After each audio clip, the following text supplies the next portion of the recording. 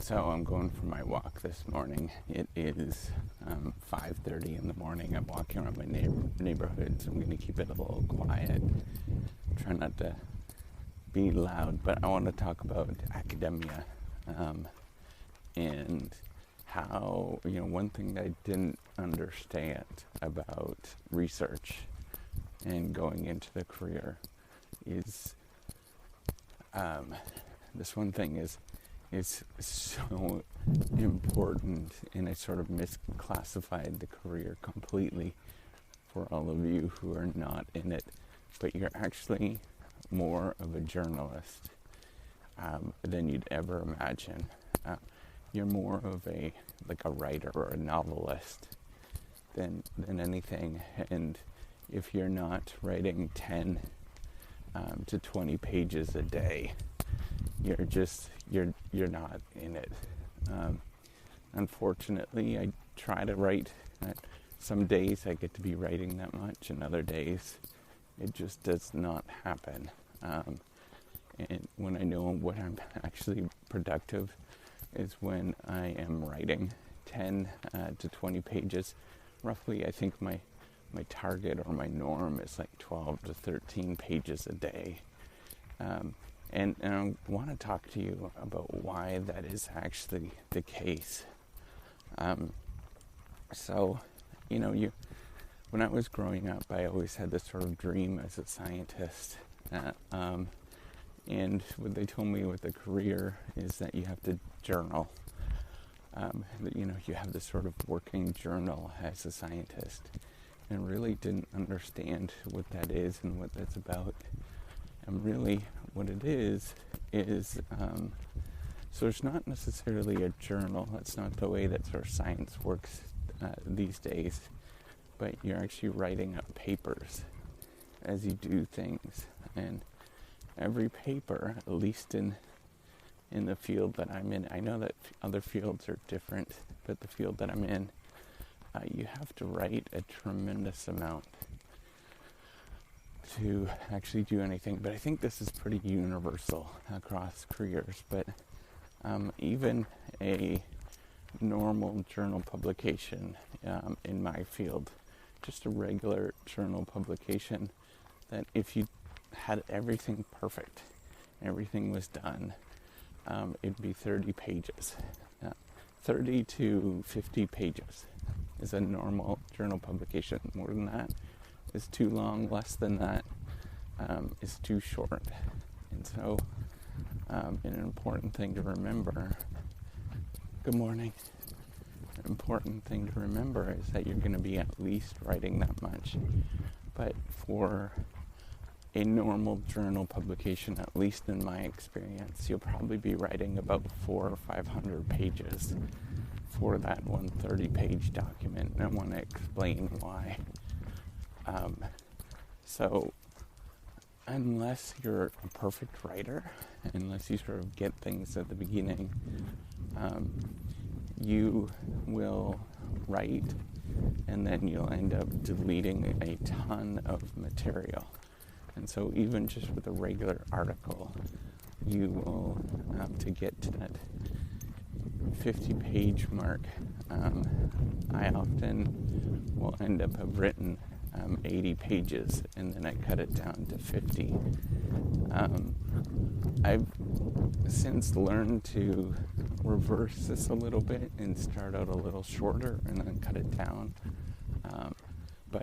But still, it takes that much work to actually get there, to write just the first version of doing it. And often we'll have 3, 4, 5, 6, 7 versions of it, because what ends up happening is you write a paper and it goes through 2 or 3 rounds of revisions. And revisions is not like you just revise this thing and everything sort of works out, right? Like, that's not how it works.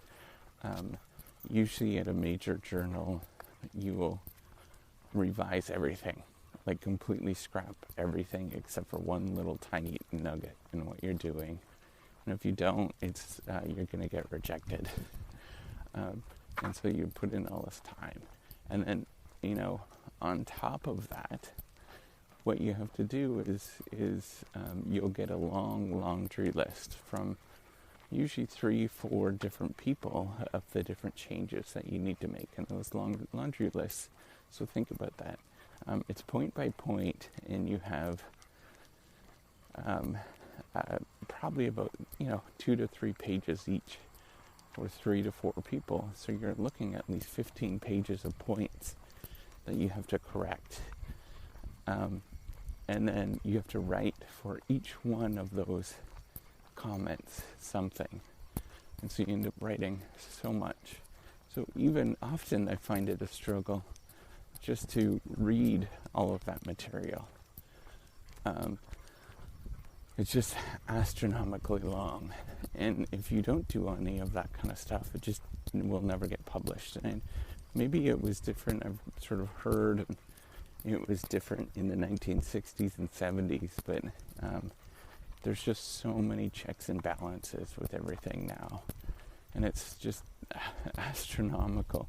And I don't think it's ever going to sort of change. It's not going to reverse in terms of this expectation. It would be unusual to reverse. So what I didn't realize is that,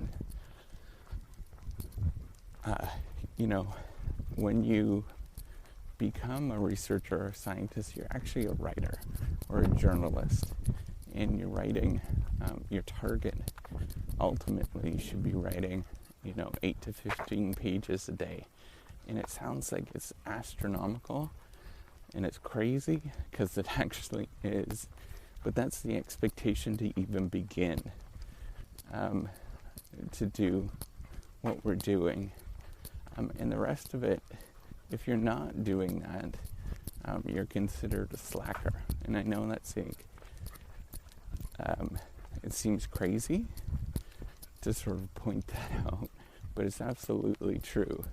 If you're not writing that much, you're somewhat considered a slacker, and you're not working that hard. And it's just like, to put it in perspective how crazy that is. I just would never have sort of assumed that, just how much writing you have to do to actually get it. Science publications. And so that's even just one publication. That's the crazy thing. That's one publication. Now we're asked to do that, to get tenure at a major college. You're asked to do that 6 to 7 times. So you're looking at, 500 pages or an article. So you're looking at, 3,000 pages at least of writing, just to even get your foot in the door at a place. It's just like untenable for most people. It's crazy, and I'm not even talking about the reading that you have to do to publish that much, because you have to understand everything. You're looking at a ton of work, and then this is not even talking about analysis. If your analysis works out and everything is fine, and now I'm good at analysis, so I can usually do that pretty quickly. But when you're starting out, you haven't got a clue what you're doing, so it might take you a month or 2 to figure out how to do this kind of stuff.